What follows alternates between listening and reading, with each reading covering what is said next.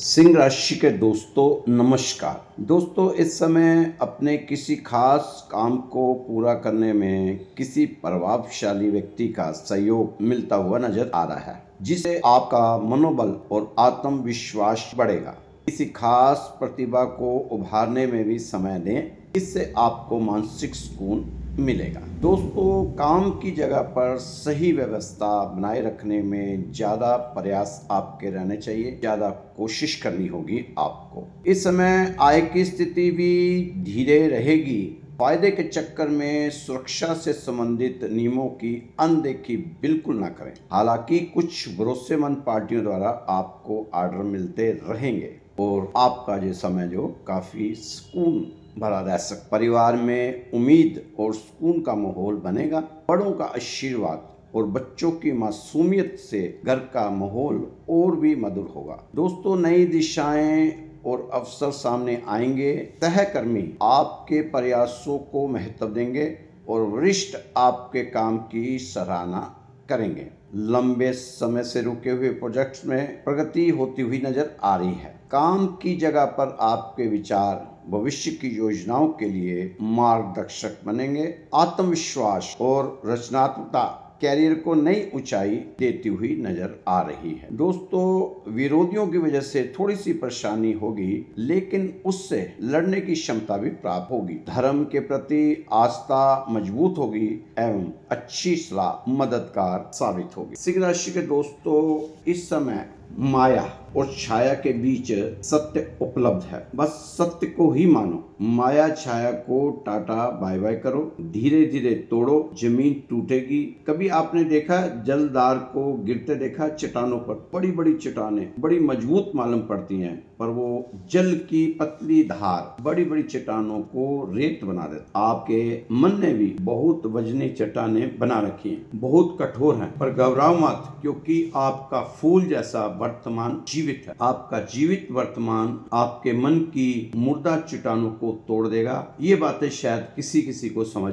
आए, पर ये आपकी राशि की तय तक जाकर निकाली गई। दोस्तों, आज जो आपका वर्तमान का बीज है, उसे कल वृक्ष बनना ही पड़ेगा। कोई नहीं रोक सकता। फिर उस पर फूल भी आएंगे और फल भी आएंगे, महक सुगंध भी उठेगी। चिंता ना करो। संभव सा लगता है, पर संभव होगा। ऐसा मैं अपने 20 साल इस राशि का अध्ययन करने के बाद अनुभव से कहा। बस आप चुनौती स्वीकार करो, अपनी शान से परे हो जाओ, परेशान नहीं रहोगे। ग्रहों के जंगलों से बाहर आओ, अपना जीवन जियो। ग्रहों के जाल में मत फंसे रहो, मत उलझते रहो। वर्तमान में जीना ही सारे ग्रहों का उपाय है। बच्चा पैदा होता है, रोता है, चिल्लाता है। रोने और चिल्लाने के पीछे ही जीवन है। सिर्फ आदमी दुख में नहीं, कभी कभी सुख में भी रोता है। कभी कभी महासुख मिलने पे भी आंसू बहते हैं। उतने आंसू तो दुख में नहीं बहते होते जितने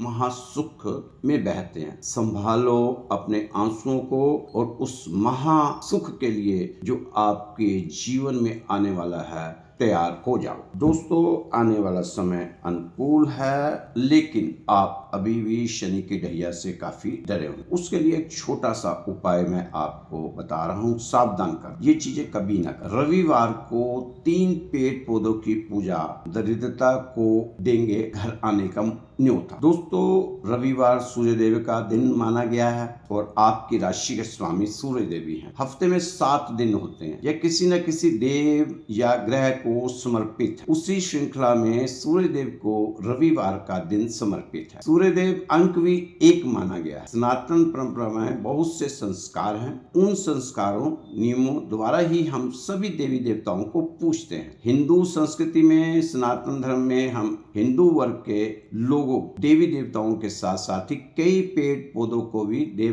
तुल्य मानते हैं और बहुत ही विधि विधान और नियमों से इनकी पूजा की जाती है, क्योंकि हमारा मानना है कि कुछ पेड़ पौधे ऐसे हैं जिन पर देवी देवताओं का वास होता है। यह सब ज्ञान हमें हमारे शास्त्रों से प्राप्त होता है। युगों से ऐसा होता आया है। मान्यता है कि इन पेड़ पौधों की पूजा करने से हमारे घर परिवार, हमारे जीवन की सभी कष्ट दूर होते हैं और घर से नेगेटिव ऊर्जा दूर होती है और पॉजिटिव ऊर्जा का संचार होता है। लेकिन साथ ही हमें हमारे शास्त्र और ज्ञानियों द्वारा सावधान भी किया गया है कि कुछ पेड़ पौधों की हमें रविवार के दिन भूल कर भी पूजा अर्चना नहीं करनी चाहिए, चाहे कुछ भी हो जाए। पूजा तो क्या, जहां तक इन्हें रविवार को जल भी अर्पित नहीं किया जाता, ऐसा कड़ा नियम बना रखा है। यह अब से नहीं, जुगों जुगों से यह चला आ रहा है। रविवार को जिन पेड़ पौधों की पूजा अर्चना नहीं करनी चाहिए, उसमें सबसे पहला नाम है, शास्त्रों के अनुसार हमें तुलसी माता के पौधे की पूजा नहीं करनी चाहिए, क्योंकि इसमें साक्षात माँ लक्ष्मी विराजमान है। मान्यता है कि तुलसी जी को रविवार को जल चढ़ाने और परंपरा सनातन धर्म में नहीं है। रविवार को तुलसी माँ पर जल चढ़ाना वर्जित है। हमें ना ही तुलसी की जड़ पर चढ़ाना है, जल चढ़ाना है, ना ही तुलसी के पत्ते तोड़ने हैं, क्योंकि मान्यता के अनुसार रविवार के दिन तुलसी माता विष्णु भगवान जी के लिए निर्जला व्रत, और रविवार को तुलसी जी पर जल चढ़ाने से उनका व्रत खंडित हो जाता है। इसलिए तुलसी जी को रविवार को जल नहीं चढ़ाते। रविवार को तुलसी पर जल चढ़ाने से नेगेटिव चीजों का वास घर में होता है। घर में दरिद्रता, क्लेश और घर की सुख शांति खत्म होती है। घर नेगेटिव चीजों के कारण घर की बरकत खत्म हो जाती है। छोटे अपने बड़ों का आदर नहीं करते, घर में कोई न कोई बीमारी चली जाती है। स्वास्थ्य के ऊपर धन ज्यादा खर्च होता है। दूसरा जो पवित्र पौधा है वह है शमी का पेड़, जो आपके शनि ग्रह के लिए बहुत उपयोगी पेड़ है। शनि के उपाय भी इस पेड़ से किए जाते हैं। यह पेड़ भी बहुत पूजनीय है, बहुत लोग इनकी पूजा करते हैं। हमारे शास्त्रों के ज्ञान से जानकारी मिलती है कि शमी का पौधा शनिदेव को बहुत प्रिय है और यह पेड़ शनिदेव को समर्पित है। इसलिए हम इस पेड़ की पूजा ज्यादातर लोग शनिवार के दिन जरूर करते हैं। रविवार के दिन शमी पेड़ की पूजा भी वर्जित है। रविवार को शमी की पूजा करने से घर में तमाम तरह की समस्याएं आती हुई दिखाई देंगी, जो बेवजह की होती हैं। कोई ना कोई दुख संकट से इंसान घिरा ही रहता। धन हानि के चांस भी बनते हैं। पीपल के पेड़ को भी पूजा नहीं जाना चाहिए रविवार को, इसकी भी पूजा करनी नहीं चाहिए रविवार को। पीपल की पूजा करना अशुभ माना जाता है। रविवार के दिन इसकी पूजा से शारीरिक और आर्थिक स्थिति में खराबियां आ जाती हैं, जिससे कि काफी परेशानियां झेलनी पड़ती है। जल तो क्या, रविवार पीपल को छूने से भी घर में दरिद्रता का वास होता है। आप भूल कर भी रविवार को पीपल के पेड़ की पूजा ना करें और ना ही इसे छुएं, क्योंकि यह हमारी पौराणिक मान्यता है। हमें इसे हम तर्क वितर्क से लेकर आएंगे तो पछताएंगे। इसलिए हमारे पुराने बुजुर्गों ने जो नियम बना रखे हैं, हमें उन पर ही अपने आप को चलाना है। अपने नए नियम नहीं थोपने अपने बच्चों पर। वैसे भी यह नया युग हमारे बच्चों पर क्या प्रभाव पड़ रहा है, ये हर इंसान अच्छी तरह जानता है, बताने की जरूरत नहीं। हमें यह छोटे छोटे टोटके नियम अपने पर लागू करते हुए अपने जीवन को जटिल होने से बचाना है और अपने आप को सनातन धर्म की परंपराओं पर समर्पित करना है। दोस्तों, ये बहुत जरूरी था आपको बताना कि रविवार के दिन हमें ये इन पेड़ों की पूजा नहीं करनी चाहिए। ये भी एक आपकी राशि का ही पार्ट है, उपाय है। दोस्तों, बचपन में अगर हमें नींबू चम्मच वाली गेम समझा दी होती तो हम जीवन में मार नहीं खा सकते, क्योंकि स्कूल में जो हम नींबू चम्मच वाली गेम खेलते थे, वो जो मास्टर जी हमें इसे खेल की तरह खिलाते रहे, उन्होंने ही बताया था कि उन्होंने हमें बताया नहीं कि इसी तरह हमने अपने जीवन का लक्ष्य को भी उतने ही ध्यान से देखना है कि नींबू ना गिर पाए, नींबू ना गिर पाए, चाहे खुद गिर जाएं। यानी भाग रहे थे, पर ध्यान ये रखना था कि नींबू चम्मच पर टिका रहना चाहिए। अगर हम भागते भागते फर्स्ट आ भी गए पर नींबू चम्मच पर नहीं था तो क्या हम जीते? नहीं, हम रेस हार गए।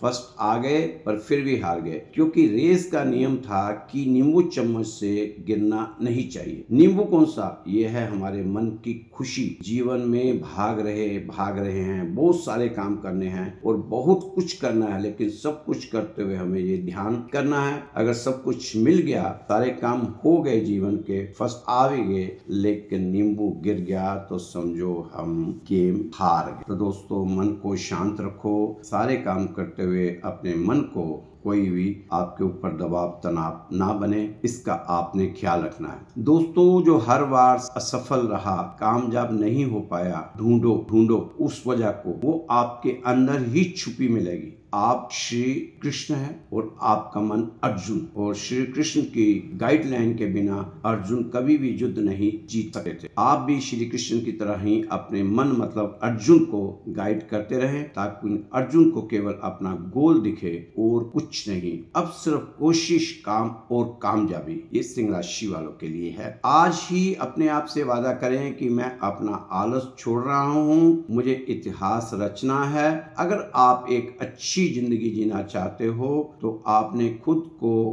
पता होना चाहिए कि मुझे क्या करना होगा सफलता के लिए। और ये एक बात याद रखना, हारते आप हो और जीतना भी आपको ही है। आना चाहिए आपको ही जीतना। ऐसा मत करो मेरे दोस्तों कि हारेंगे आप और जीतने का श्रेय किसी ज्योतिषी या ग्रह को लेने दोगे। नहीं, हार भी आपकी और जीत भी आपकी ही कारण हुई। इसमें हमारे जैसे ज्योतिषियों का कोई लेना देना नहीं। हम तो आपको ग्रहों के बीच आकर वैसे ही खड़े रहते हैं। खिलाड़ी तो आप हो, हम तो दर्शक हैं। हारेंगे तो आप, जीतेंगे तो आप। हाँ, आपकी जीत हमें प्रसन्नता प्रदान करेगी। कोई तो सिंह राशि वाला जीता, शुरुआत तो हुई। आप अपने आप को आगे चलना सिखाओ। आप लोगों को अपना कष्ट से भरा दुखड़ा मत सुनाओ। इससे किसी को कोई दिलचस्पी नहीं होती, क्योंकि लोगों के पास आपसे भी बड़े बड़े दुख हैं, या यूं कहिए कि दुखों के पहाड़ है। 84 लाख योनियों के बाद आपको ये मानव देह मिली है। इसे भी आप राहु केतु मंगल शनि करते गवा बैठोगे? नहीं दोस्तों, नहीं। कृपा करके इसे कुछ तो समाज और परिवार के लिए, अपनी आत्मा की संतुष्टि के लिए कुछ तो अच्छा करने की कोशिश करनी पड़ेगी। डर का मुकाबला करें, गलतियों को स्वीकार करते हुए आगे बढ़ें, क्योंकि समय आपके पक्ष में है, अनुकूल है। इस समय का आपको फायदा जरूर उठाना चाहिए, क्योंकि इसका फायदा उठाएंगे तभी बात बननी है। मनुष्य इस पृथ्वी पर सबसे ज्यादा संभावनाओं को लेकर पैदा होता है।